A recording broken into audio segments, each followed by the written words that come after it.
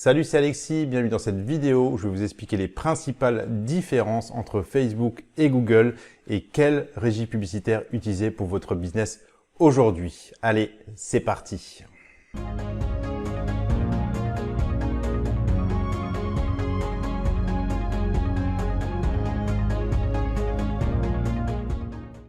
Je vais commencer par vous donner quelques chiffres sur ces deux géants du web. Facebook, c'est le géant des réseaux sociaux, avec 2,8 milliards d'utilisateurs actifs dans le monde. Il possède environ 80% des parts du marché sur les réseaux sociaux, incluant Instagram bien entendu. Google, quant à lui, c'est le géant des moteurs de recherche, avec 3,7 milliards de requêtes par jour et il possède environ 92% des parts du marché sur les moteurs de recherche. Autant dire que dans le milieu aujourd'hui du business en ligne, ils sont complètement incontournables. Je vais tout de suite vous indiquer quelles sont les deux grandes différences entre ces deux régies publicitaires et c'est surtout en fonction du comportement des utilisateurs. On va résumer ça en deux phrases très simples. Facebook va aider votre entreprise à vous faire connaître auprès de potentiels clients. Quant à Google, il va aider de potentiels acheteurs à trouver votre entreprise. Effectivement, le comportement est complètement différent d'un réseau à l'autre. Les gens qui sont sur Facebook n'y vont pas spécialement pour acheter quelque chose.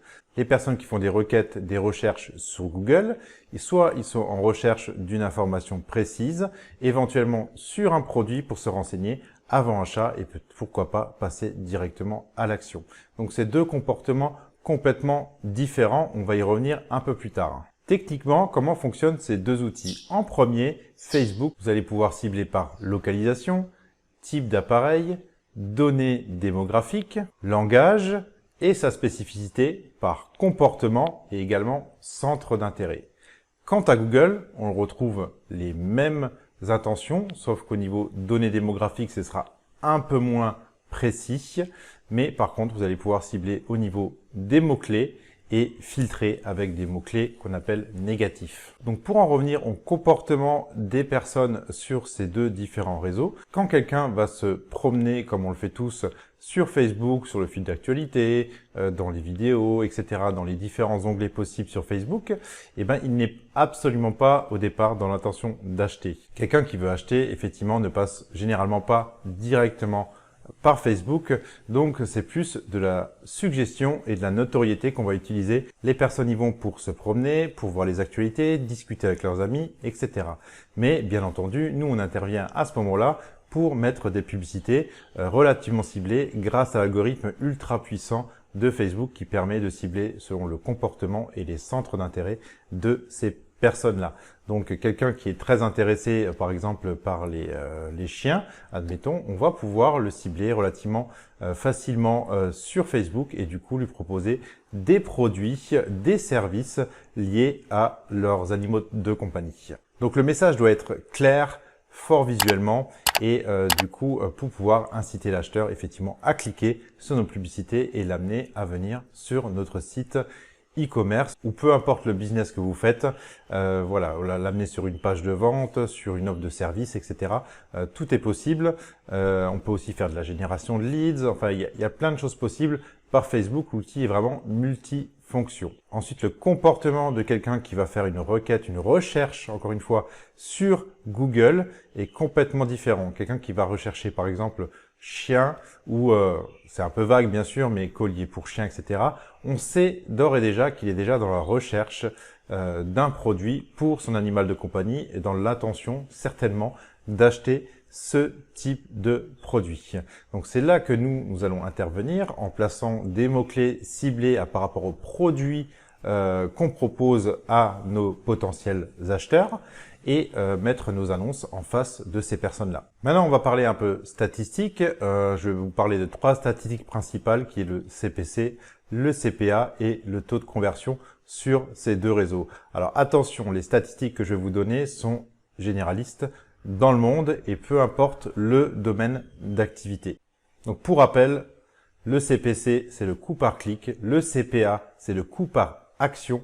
Donc peu importe l'action qu'on a décidé de faire, une génération de leads, une conversion, un ajout au panier, etc.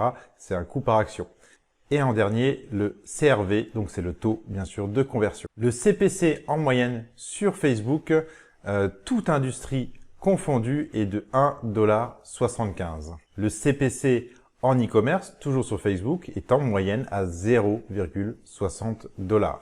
Le CPA sur Facebook, toute industrie confondue, est environ à 18 $. Le CPA en e-commerce est aux alentours de 16,30 $. Et ensuite, la réalité, toujours pareil au niveau e-commerce et sur Facebook, est généralement en dessous de 9 $ pour le CPA. Le taux de conversion sur Facebook, toute industrie confondue, va être de 9,25 %. Le taux de conversion sur Facebook en e-commerce va être aux alentours de 3,70 %. Et la réalité en e-commerce, il va être aux alentours de 3 %. Ensuite, on passe à Google. Le CPC sur Google, toute industrie confondue, va être aux alentours de 2,70 $. Le CPC sur Google en e-commerce va être aux alentours de 0,80 centimes.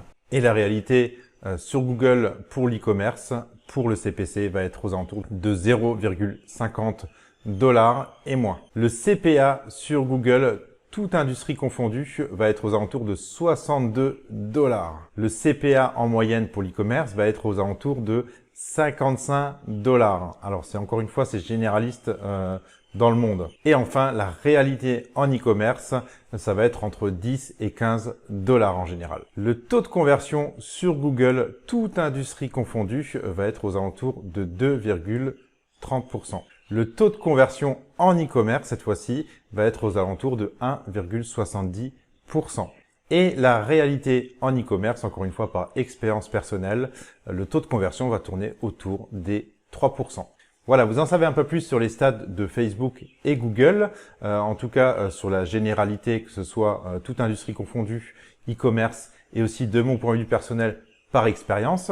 Et maintenant, comment ces deux régies publicitaires vont fonctionner au quotidien. Si aujourd'hui vous avez un nouveau compte Facebook ou un nouveau compte Google publicitaire, j'entends bien, voilà comment ça va se passer au niveau de vos campagnes généralement, et là je vais parler purement en e-commerce. Facebook montrera généralement des résultats assez rapides, mais qui peuvent aussi être plus courts, moyen terme. Sauf une fois que vous passez au lookalike qui vous permet de pérenniser sur le long terme.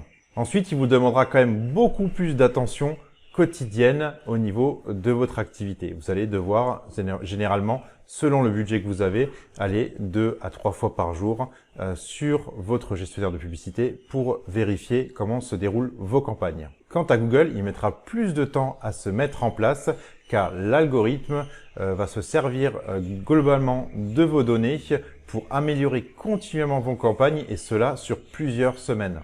Mais finalement, une fois que vous aurez atteint un bon taux d'optimisation et votre vitesse de croisière, vos ventes deviendront prédictibles de mois en mois. Enfin, Google, globalement, demande beaucoup d'attention au début et beaucoup moins au fur et à mesure du temps.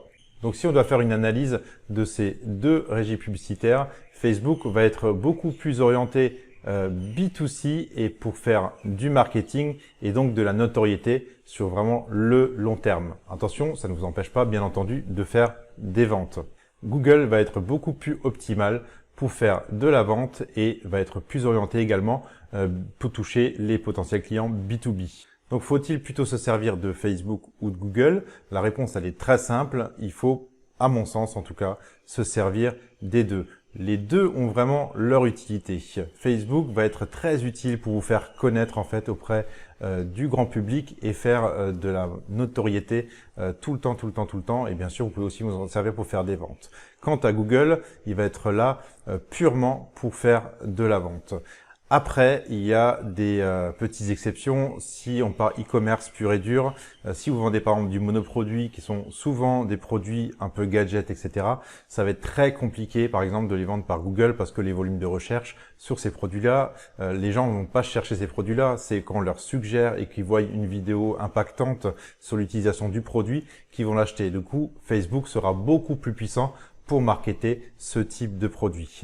Par contre, si vous êtes un peu plus sur des produits standardisés où il y a quand même des recherches sur Internet liées à ces produits-là, Google va être vraiment ultra puissant, notamment grâce à Google Shopping, mais aussi dans certains cas, bien sûr, des campagnes sur les réseaux de recherche directement sur le search. Et vous pouvez aussi faire du retargeting avec le réseau display. Vous pouvez aussi faire du retargeting bien sûr sur Facebook, mais voilà, généralement, voilà comment fonctionnent un peu ces deux outils. Moi, je les utilise personnellement les deux au quotidien et c'est très bien pour diversifier en fait les leviers d'acquisition. Voilà, j'espère que cette vidéo sur Facebook et Google vous a plu. Si vous souhaitez encore plus d'informations, n'hésitez pas à me le marquer en commentaire et je me ferai un plaisir d'y répondre. En attendant, vous pouvez vous abonner à la chaîne juste en dessous. Vous pouvez également regarder ma masterclass dont le lien se trouve dans la description. Allez, on se retrouve très bientôt pour une prochaine vidéo. Ciao, ciao!